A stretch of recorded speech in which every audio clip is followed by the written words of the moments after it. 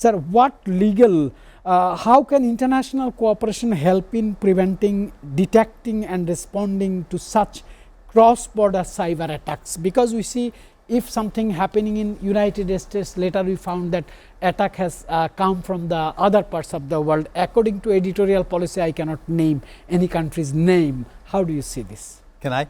Yes, sir. Okay, good. Well, I mean, I think there are rogue actors in the world that are just simply trying to disrupt other economies for their advantage. This has happened by people that are like sitting in a back room in Russia or Israel or Mexico City or wherever it happens to be. They're anarchists. Their goal is to disrupt the order of the global order and to prove that capitalism has been a failure. And so they have a political agenda. And those people are extremely difficult to deal with. As Norman says, we don't know what we don't know. But more importantly, they don't have a stake in the economy of the world. They are disruptors. And so it's good that we have global alliances, and they exist and they work effectively. We have cross-border. The United States and Canada has agreements, for example, on water infrastructure that are controlled by technology. But we are in a whole different dimension now, where our ability as humans to think about the extent of this problem and to try to deal with it, it's beyond our capacity. It's accelerating beyond our ability to control. And as long as there are evil actors, it's going to become who can operate independently or as non-state actors supported by a country. Russia. This will happen. And so we need to get more and more and more invested in cybersecurity for the good of humanity. So what's interesting to me is that all these things seem to be fitting together. You know, journalism, media, cybersecurity, humanitarian aid. We're all looking at the complexity of multiple factors coming together all at the same time. And it's just simply difficult to even articulate. What are the key reasons scientists believe that global temperatures will break records in the next few years, and do we see some symptoms already? Yeah, well, sure. I mean, we're getting CO2 emissions, which are, clearly affecting the temperature in, again, it's a system and a network, so every little piece that's at a flaw is like a virus that affects the entire operation. And so global climate change is clearly a reality. It's being denied by some people who are contributing to it. The industrialized world, of course, is first and foremost. Carbon emissions, increasing sea levels are going to be a factor.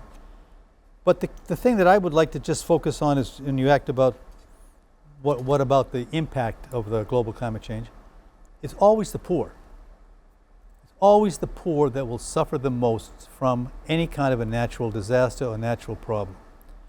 The places that are going to be infected here in Bangladesh are in the south along the Bay of Bengal, in the coastal belt areas. Yeah. All of these areas are going to be the most critically affected, and that's where poor people are resident. It's true all around the world. I lived in Ethiopia and the Horn of Africa during the famine. And it was a terrible thing to observe and a terrible thing to understand that people are helpless. But the powers that be, from the Paris Declaration and others, there is simply a scientific challenge that can be obtained as to whether or not a 2% increase in the temperature will in fact cause significant damage for global civilization. And the disagreements between scientists about what this represents, to me, is a side issue. We need to focus on the impact on the individual people that are affected by this. Scientific debate about whether 2% is too high or too low is irrelevant. We can observe what's happening. You can observe in Bangladesh every year what's happening. Flash floods, erosion of the beach area, destruction of the environment. Those are the stories that need to be told, not the scientific differences about whether or not a small speck in the ozone layer is going to be repaired or not. This has to be humanized and made clear that this is part of the obligation of government to address the impact, okay, on a personal level, not merely through new roads or other interventions. This is a personal, pathetic attack on the poor. World Bank has published the Bangladesh issue. They have said heat cost to Bangladesh $1.78 billion in 2024. Bangladesh suffered large health and economic losses due to rising heat, including low work days, increased diseases, and adaptation needed. Sir, I want to add this question with you. You have a very good experience on 3-4 particular areas regarding Bangladesh. I have seen so far your local governance, decentralization of the government, and using revenue or public money. My question would be related to World Bank's this issue that they have calculated Bangladesh lost $1.78 billion due to the climate issues. Do you have anything to add or advise or to say about this? Well, it's an estimate, of course. It's informative and it's helpful. I mean, I think that the number of deaths that are attributed to the pollution in the air is also a critical thing that the World Bank has reported on, and ADB as well. You know, I'm going to use an American colloquial expression. You cannot cure a sick cow by weighing it. All the data in the world is interesting to look at, but there needs to be some kind of a practical intervention for what to do about it. It's always retrospective, isn't it? And there needs to be some forward-thinking strategic issues about, let us anticipate what's going to happen and create the means of dealing with it. It's great that it's done, and the World Bank is a respected institution, but measuring or weighing the problem is not going to be a proper prescription for dealing with it. We have to move beyond, okay, if that's the loss, and I'm sorry it's only in economic terms because the human dimension of all these problems is much more important, there needs to be some recognition that we're getting bored by just simply weighing the cow. What do we do about prescribing something to make it better?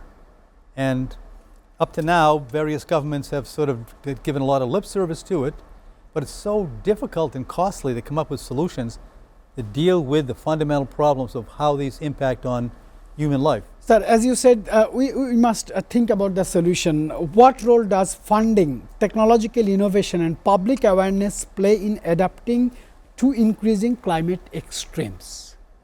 Yeah, well, you know, most of the money is being spent on trying to ameliorate the problem that already exists. You'd like to see more innovation involved, and like coming up with things that are a little bit more outside the box, as they say. Bangladesh is, I believe, and I will see after September 30th, that the revenue stream for Bangladesh is going to tie its hands considerably on any venture to correct climate change, to invest in education.